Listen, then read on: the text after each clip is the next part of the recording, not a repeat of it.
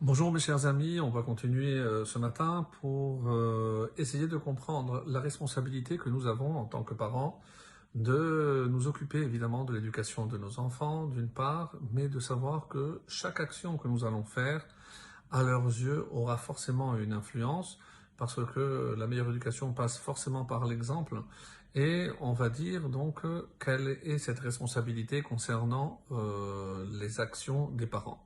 Et toujours dans le chapitre 17, nous sommes arrivés au verset 21. Yoled Kessil letugalo, celui qui met au monde un insensé, c'est pour son malheur. Alors, c'est des paroles qui peuvent paraître très dures, puisque est-ce qu'on a une responsabilité? On va voir que oui. Oui, parce que peut-être qu'on a laissé faire, comme on avait vu déjà toujours cette préoccupation chez le roi Salomon, de la responsabilité des parents, notamment lorsque il s'exprimait en disant « Celui qui ménage son bâton, c'est celui qui n'aime pas son enfant », parce que on avait expliqué que des fois, il faut être un peu sévère avec son enfant. D'ailleurs, par rapport à celui qui ménage son bâton, c'est pas forcément, comme on l'avait expliqué en son temps, en frappant, mais en étant sévère, en étant dur, en mettant des sanctions et en faisant des reproches évidemment à nos enfants. Et le plus difficile, c'est de comprendre que cette phrase a été dite pour Abraham Avinu en parlant de son fils Ishmaël. Si Ishmaël a mal tourné, c'est parce que Abraham a été peut-être, c'est difficile, on n'aurait jamais dit en notre nom, il s'est montré un peu laxiste vis-à-vis de son fils Ishmaël.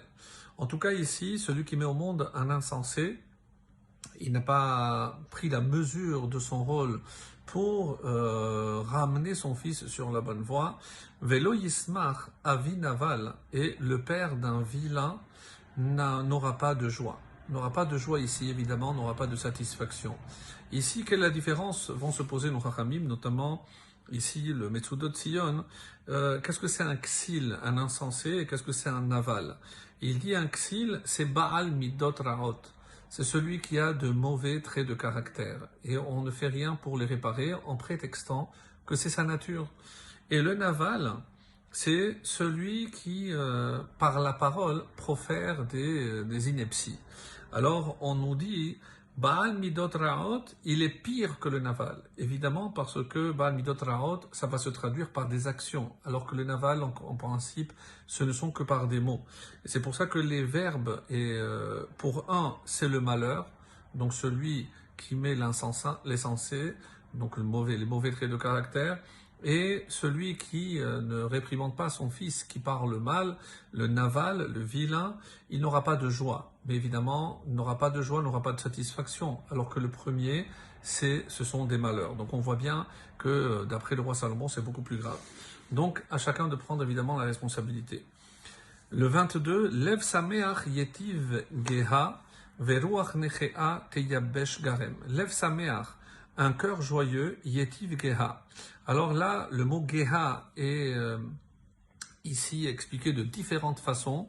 Évidemment, on va traduire la première façon, c'est il prépare la guérison. Quelqu'un qui est joyeux ne voit pas le mal, et dans un cœur joyeux, donc ça va avoir des conséquences sur son bien-être en général. Donc il va être toujours Yetiv Geha. Et ici, Geha, c'est dans le sens de guérison, va favoriser donc la guérison. Une autre explication, c'est Yetiv Geha, c'est le visage, un visage rayonnant. Donc un cœur joyeux rend le visage resplendissant. Effectivement, lorsque quelqu'un a le cœur joyeux, on le voit dans le visage, donc il est épanoui, il est souriant, donc on voit à travers le visage, et comme l'explique ici le Radak avec Rashi, c'est Ziv, or, donc c'est comme il y avait une aura, une lumière particulière dans le visage. Par contre, et l'inverse, Veruach nechea teyabesh garem, mais l'esprit abattu. Comment expliquent nos sages, qu'est-ce que c'est un esprit abattu? C'est celui qui a trop de soucis, des préoccupations, qui forcément entraînent la tristesse. Teyabesh garem, dessèche les os. Les os ici, c'est le squelette, c'est le corps. Donc forcément, ça aura de mauvaises implications. Donc, d'après le Gaon de Vilna, donc on a expliqué que Geha, c'est le visage, mais c'est aussi Goufa en araméen, ou Rashi, Panav Meirin, donc son visage resplendissant comme on l'a traduit.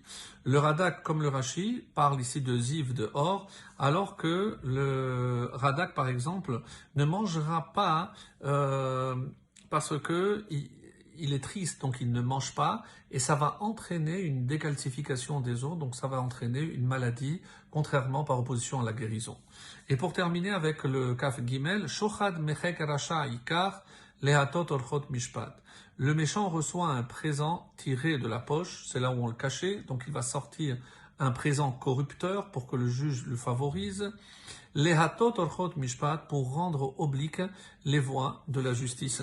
Et c'est ce que les Chachamim expliquent en général, comme Metsudot Sion, c'est le rachat qui offre parce qu'il sait qu'il est coupable, donc il offre au juge, mais Rashi préfère dire c'est un shochad, une corruption qu'on offre à Kadosh Baruch Hu pour qu'il nous juge favorablement. Et c'est quoi le shochad? C'est les bonnes actions et la teshuva. Très bonne journée à tous.